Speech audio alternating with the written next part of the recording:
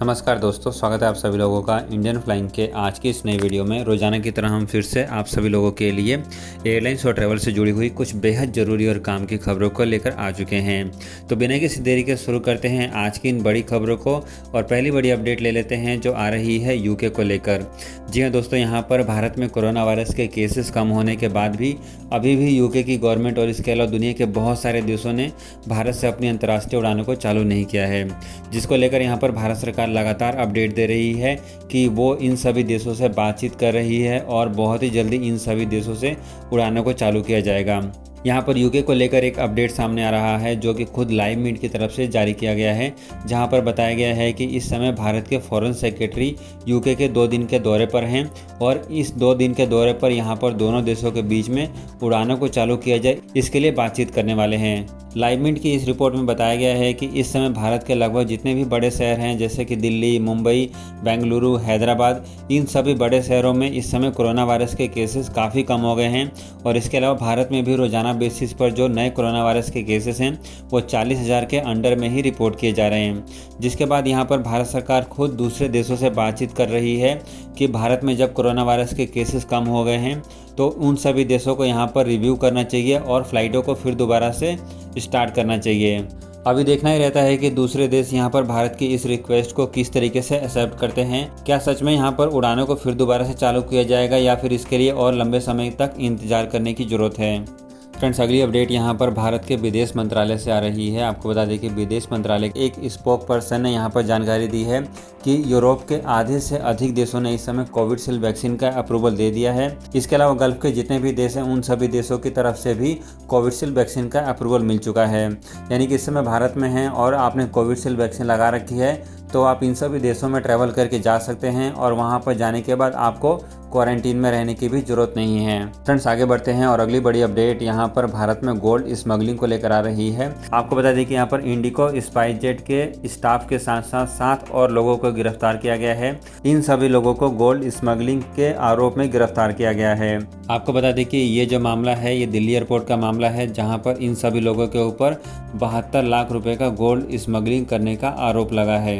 Friends, अगली update यहाँ पर एयर इंडिया एक्सप्रेस की तरफ से आ रही है। एयर इंडिया एक्सप्रेस ने यहाँ पर जानकारी दी है कि वो इंडिया से कुआलालंपुर के लिए अपनी नई अंतर्राष्ट्रीय उड़ानों की बुकिंग अगस्त महीने में चालू कर रही है। यदि आप भी इस समय भारत में हैं और कुआलालंपुर के लिए ट्रैवल करके जाना चाहते हैं तो इसके लिए अब यहाँ पर एयर इंडिया एक्सप्रेस आपके लिए एक अच्छा ऑप्शन हो सकता है। अब आप अगस्त महीने में इसकी बुकिंग कर सकते हैं और कुआलालंपुर के लिए ट्रैवल करके जा सकते हैं। फ्रेंड्स, इसके अलावा एक और अपडेट यहाँ पर इंडोनेशिया से आ चुकी है। आपको बता दें कि इंडोनेशिया और भारत के बीच में अभी भी उड़ानें ऑपरेट नहीं हो रही है क्योंकि वहाँ पर कोरोना वायरस के केसेस काफ़ी ज़्यादा रिपोर्ट किए जा रहे हैं।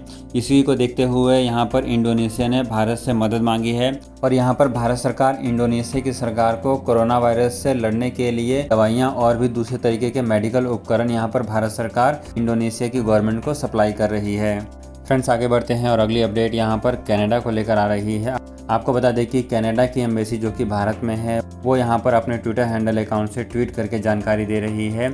जितने भी भारतीय स्टूडेंट्स का एप्लीकेशन इस समय पेंडिंग है उन सभी एप्लीकेशन को यहाँ पर प्रोसेस किया जा रहा है और इसके लिए जो भी इन्फॉर्मेशन की ज़रूरत होगी वो सारी की सारी डिटेल्स यहाँ पर एम्बेसी के द्वारा आप सभी लोगों से पूछी जाएगी।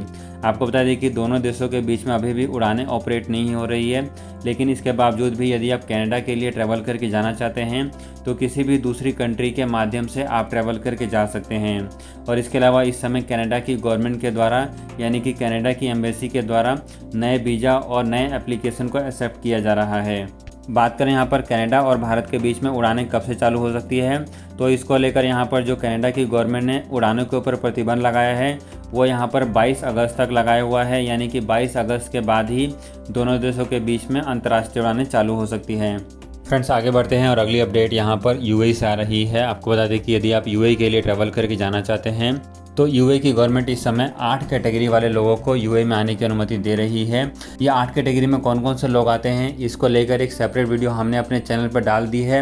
यदि अभी तक आपने उस वीडियो को नहीं देखा है तो चैनल पर जाकर उस वीडियो को देख सकते हैं, जहाँ पर हमने डिटेल में बताया है कि 8 कैटेगरी कौन कौन से लोग हैं जिस कैटेगरी के लोग इस समय यूएई में ट्रैवल करके जा सकते हैं, भले ही यहाँ पर यूएई की गवर्नमेंट ने भारत से उड़ानों के ऊपर प्रतिबंध लगा रखा है।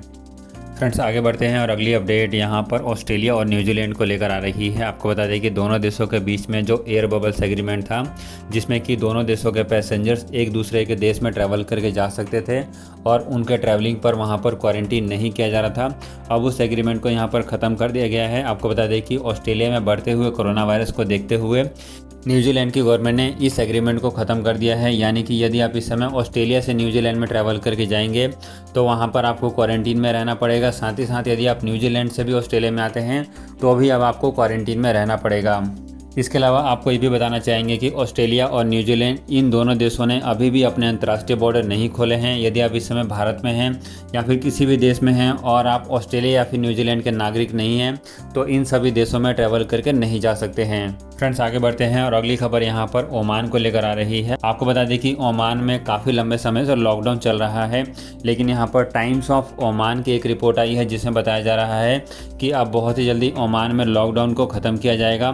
यदि ऐसा पॉसिबल हो पाता है तो ये भी उम्मीद है कि ओमान की गवर्नमेंट अब उड़ानों को भी अनुमति दे। यानी कि ऐसे लोग जो लोग भी ओमान के लिए ट्रैवल करके जाना चाहते हैं, यदि लॉकडाउन ख़त्म हो जाता है तो उसके बाद फ़्लाइटें भी चालू हो सकती है और ये सभी लोग ट्रैवल करके जा पाएंगे। इसके अलावा फ्रेंड्स वीडियो के आखिरी में आप सभी लोगों के साथ वो 4 लाइनें शेयर करना चाहेंगे जो इस समय भारत के फॉरेन सेक्रेटरी हर्षवर्धन यूके के 2 दिन के दौरे पर हैं। क्या कहा है उन्होंने यहाँ पर हम आपको बताना चाहेंगे। उन्होंने कहा है कि Mumbai and Delhi big city are practically free of covid but we can't rest on that situation because we are constantly vigilant telling our citizen to take precautions so that we don't have a third wave.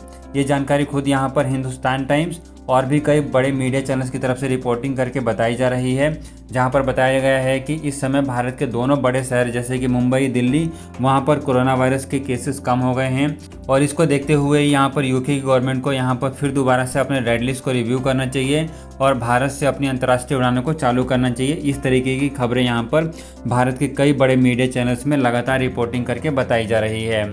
इसके अलावा friends Italy को लेकर कई सारे लोग लगातार सवाल पूछ रहे थे कि इटली की गवर्नमेंट भारत से अपनी अंतर्राष्ट्रीय उड़ानों को कब चालू करेगी, क्योंकि इस समय हज़ारों की संख्या में भारत में स्टूडेंट्स फंसे हुए हैं जो कि इटली के लिए जाना चाहते हैं। तो फ्रेंड्स अभी तक इटली को लेकर कोई भी अपडेट सामने नहीं आ पाया है जो हम आपके साथ शेयर कर पाएँ।